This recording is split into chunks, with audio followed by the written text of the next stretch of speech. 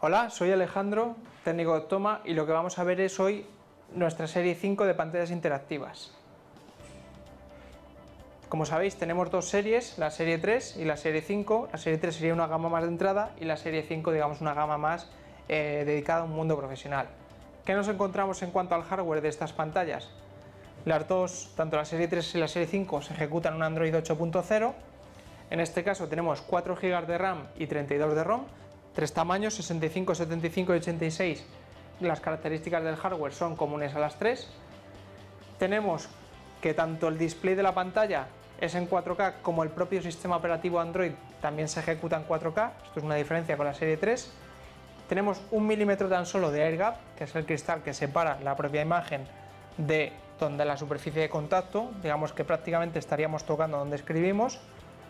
Tenemos filtros de luz azul y filtro de flicker free, esto es común para las dos pantallas, ambos certificados. Tenemos un modo dual app, esto también es común para las dos pantallas, el cual nos permite tener dos aplicaciones simultáneamente en la pantalla.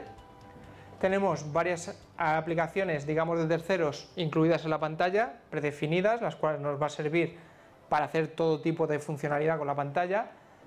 Y también tenemos una serie de aplicaciones propias de Optoma, la cual la primera es el TeamShare, que es nuestra aplicación propia de pizarra, un Optoma File Manager, que es un sistema de gestión de archivos, una aplicación ProService que se lanzará a partir de septiembre, que es para controlar tanto los IFPDs como otros dispositivos de Optoma, como pueden ser proyectores y pantallas quad, para controlar y para monitorizar. Y la aplicación Tapcast, que es nuestra aplicación para emitir y recibir contenido de forma inalámbrica con cualquier dispositivo. En el caso de la serie 5, además, tenemos una cosa propia y exclusiva de esta pantalla, que es este pen holder, que os explicaré a continuación las funcionalidades que tiene, ¿vale? Sería este que podéis ver aquí, que va conectado a través de USB en el lateral derecho de la pantalla, que es donde tenemos las diferentes conexiones. ¿Las conexiones cuáles son? Una salida de HDMI, 3 puertos USB 3.0, un puerto touch asociado al primer HDMI que tenemos en ese lateral, HDMI de entrada, y otros dos HDMI, por lo tanto 3 en total, asociados a un segundo puerto touch de entrada. Este pequeño hueco que veis aquí es para incorporar el dongle Wi-Fi, que va en ese lateral y va integrado con la pantalla. En la parte superior, que no se ve aquí, estaría el slot para poner los OPS, en este caso nosotros tenemos dos versiones, y en la parte inferior tendríamos una entrada VGA con su puerto de audio también de entrada para el mini jack, una salida de SPDIF, un puerto de RS232 para control, una salida de audio mini jack para emitir el audio donde necesitemos, un puerto de LAN para darle red a la pantalla y un USB 2.0, el cual normalmente se utiliza para servicio. Las características son las que veis aquí en las especificaciones. Estas las tenéis, bueno, las podéis ver aquí o en nuestra propia web, o nos las podéis pedir a nosotros. Como accesorios para estas pantallas tenemos un soporte a pared con una pequeña placa para enganchar un NUC, para poder integrar un NUC, un dongle para añadirle Wi-Fi y Bluetooth a la pantalla. En este caso, como os decía antes, se conecta en ese lateral, en un slot que tiene específico para ello, y un trolley como este, el cual necesite este soporte a pared para poder instalar la pantalla y desplazarla donde necesitemos. En cuanto a los accesorios también, como os decía, tenemos dos módulos de OPS, un i5 y un i7, para poder integrarlos con la pantalla y poder, pues, añadirle un Windows, por ejemplo, a la pantalla, lo que necesitemos. Cuando iniciamos la pantalla, lo que vamos a ver es que tenemos la hora, este fondo de escritorio y 6 aplicaciones que se pueden intercambiar por 6 accesos directos que se pueden intercambiar por las aplicaciones que tengamos instaladas dentro de la propia pantalla, por la que queramos, ¿no? Los 3 botones que tenemos aquí abajo, los 3 iconos, el primero sería el icono de las fuentes, donde nos va a permitir seleccionar las fuentes de entrada que tenemos, en este caso ahora mismo el Android es la que tenemos seleccionada. Podríamos controlar el filtro de luz azul, que es regulable, qué cantidad de filtro queremos añadir. Podremos regular el brillo y podremos regular el volumen de la propia pantalla. Lo siguiente que tendríamos son los ajustes de imagen para cada una de estas entradas, tanto el modo display como el brillo, el contraste, etc. los ajustes de la propia pantalla, donde vamos a poder cambiar el aspect ratio en caso de que sea necesario, modificar la luz de fondo.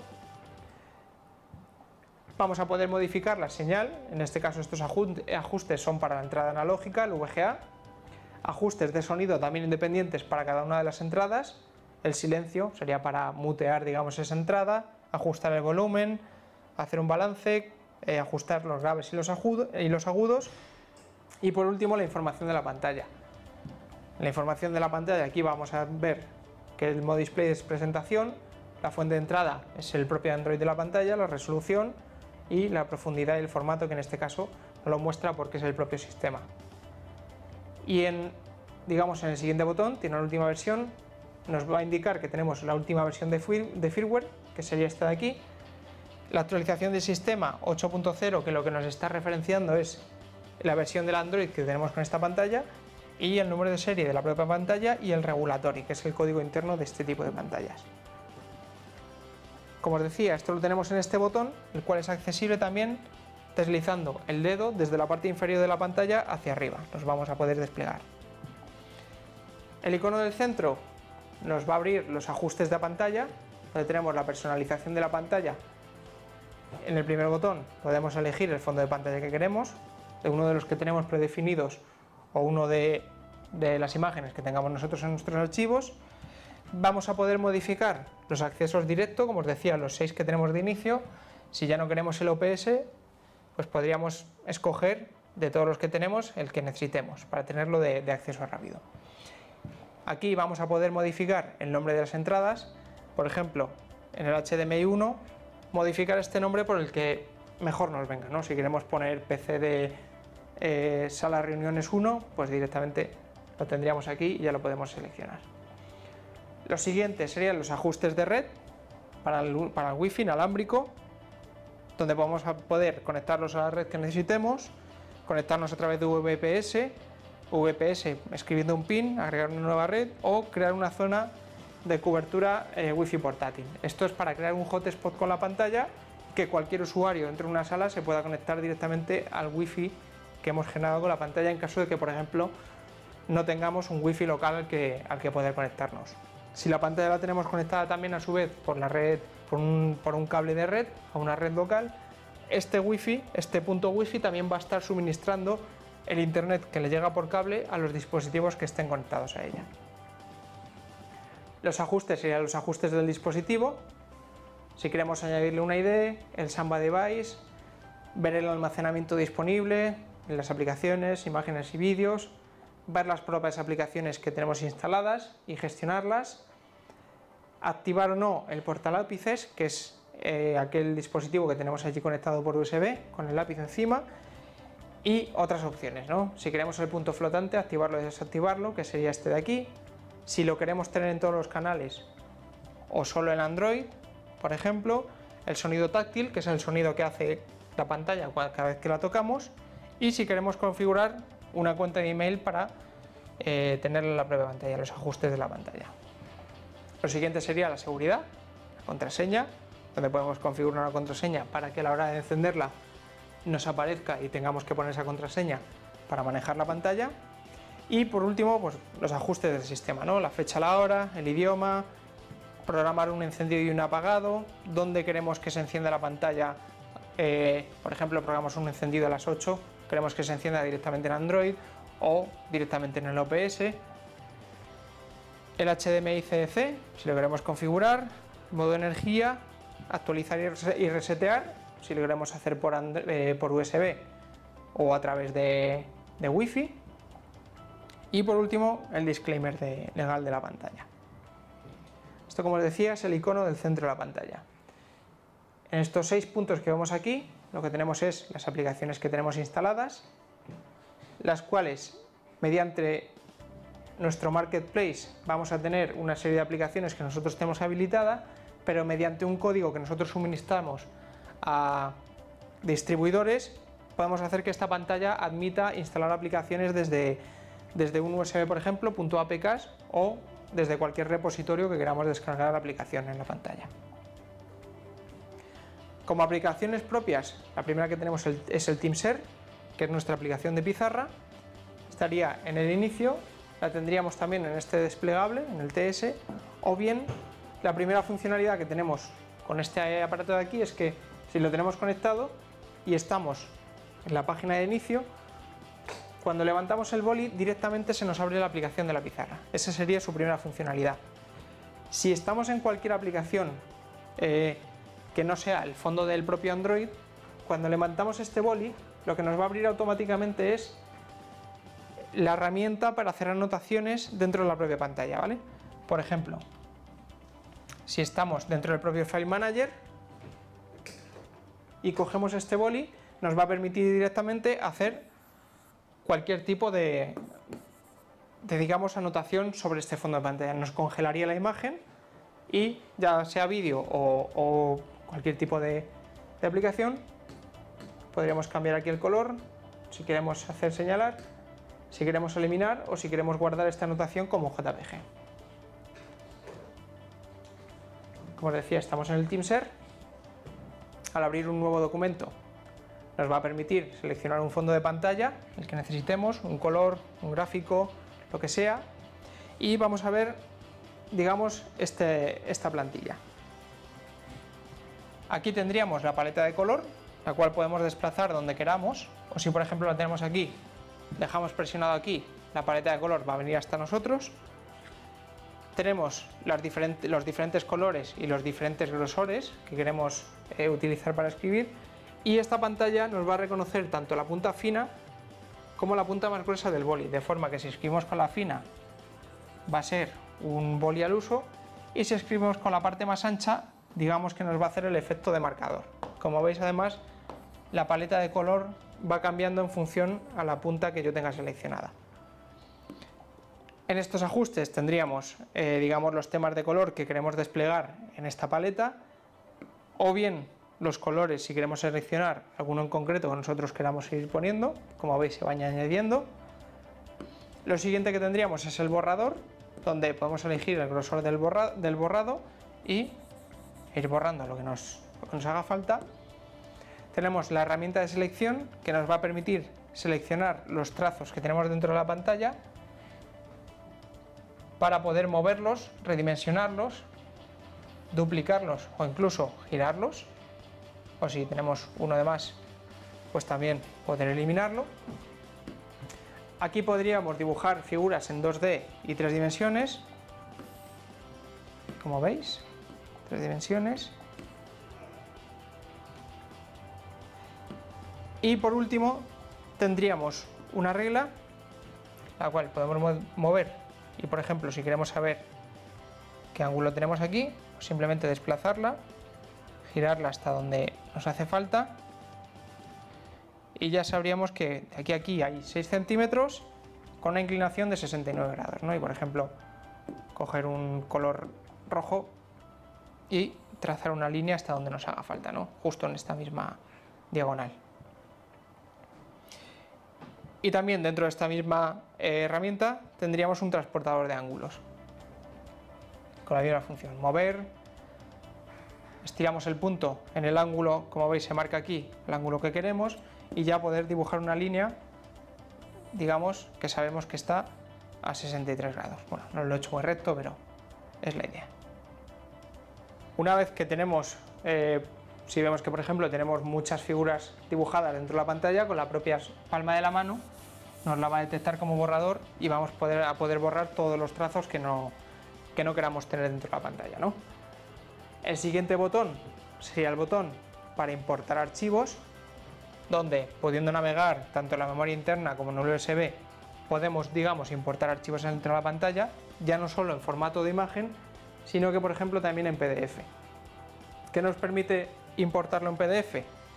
Traemos el archivo, lo ponemos en el tamaño que nos haga falta y vamos a poder navegar por este archivo dentro de sus páginas para poder tenerlo pues aquí porque nos haga falta por el motivo que sea, o bien si por ejemplo queremos hacer una captura de este archivo de algo en concreto, por ejemplo del soporte, donde tenemos aquí dentro de esta, digamos, de este objeto el poder duplicarlo, el poder borrarlo o hacer una captura, como veis aquí.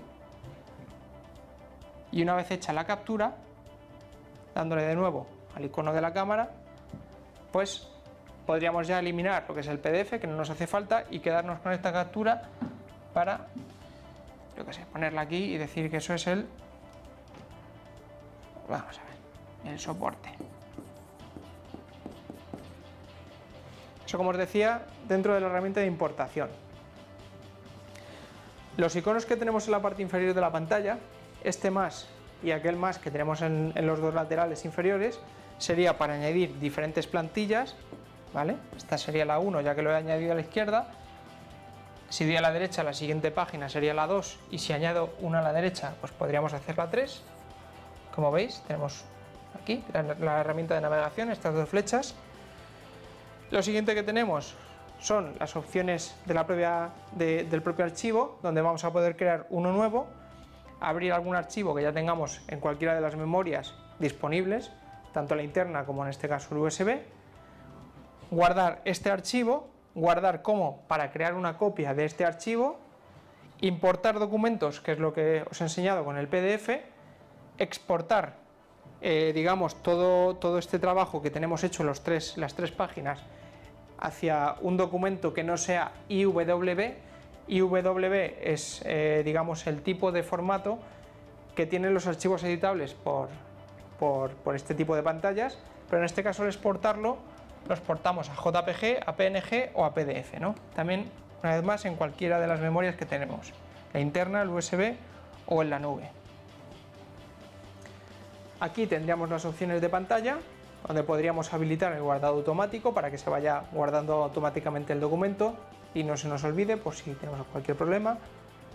El filtro de protección de escritura, ocular para escritura, que si lo activamos lo que vamos a ver es que cuando el ponente escribe sobre la pantalla la luz se atenúa para evitar cegarme a mí, que soy el que estoy haciendo la presentación, y una vez que me alejo, poco a poco el brillo se va a ir recuperando. Esto sirve para que una vez que ya no estoy escribiendo, la gente que está viendo mi presentación, pues bueno, pueda ver correctamente otra vez en la pantalla con el brillo, ¿no? Tendríamos actualización del sistema y la gestión de las cuentas en la nube a las que tenemos acceso mediante la pantalla. El botón de compartir, que es este de aquí, nos va a permitir exportar este documento en un QR para que cualquiera que esté dentro de la misma Wi-Fi pueda hacer una captura y se le guarde en el móvil o en cualquier dispositivo con cámara. Enviarlo a través de email, si tenemos configurado un email en la pantalla. El siguiente botón sería para configurar el fondo de la pantalla, en este caso si queremos un color o bien una plantilla, la que nos haga falta en ese momento, la podemos ir modificando. El siguiente botón sería para eliminar todo lo que tenemos ahora mismo en la pantalla, para hacer un borrado general. La flecha de volver atrás en el histórico, que sería deshacer, digamos, ese borrado general, recuperar todo, o la flecha hacia adelante, que es volver a lo que teníamos, ¿no? En este caso, pues borrar todo o mantenerlo. Y por último, las dos flechas que os explicaba antes de navegar dentro de las diferentes páginas de este documento. Esto en cuanto a nuestra aplicación TeamShare, que como os comentaba es nuestra aplicación de pizarra. La siguiente aplicación que podemos encontrar propia de Automa es el Tabcast Pro, que es una aplicación para emitir contenido y recibirlo. Tenemos un vídeo explicando esta aplicación, con cómo funciona y todas las posibilidades que ofrece. Tenemos un navegador al uso, un navegador web, el File Manager, que es otra aplicación también nuestra propia, que nos va a permitir gestionar digamos, todos los ficheros y todos los archivos de la pantalla, tanto de la memoria interna como de los dispositivos que tengamos conectados, en este caso un USB que tengo aquí, como del almacenamiento en la nube. El almacenamiento en la nube lo que nos ofrece es poder agregar cuentas tanto de Dropbox como de Drive como de OneDrive a la pantalla y que esas cuentas nos aparezcan aquí como si fuesen unidades de memoria conectadas a la pantalla, para poder hacer exactamente lo mismo, ¿no? Poder ver lo que hay, abrir estos documentos, guardarlos en la nube, etcétera, etcétera, de una forma pues bastante cómoda, ¿no? Simplemente agregando las cuentas que tengamos.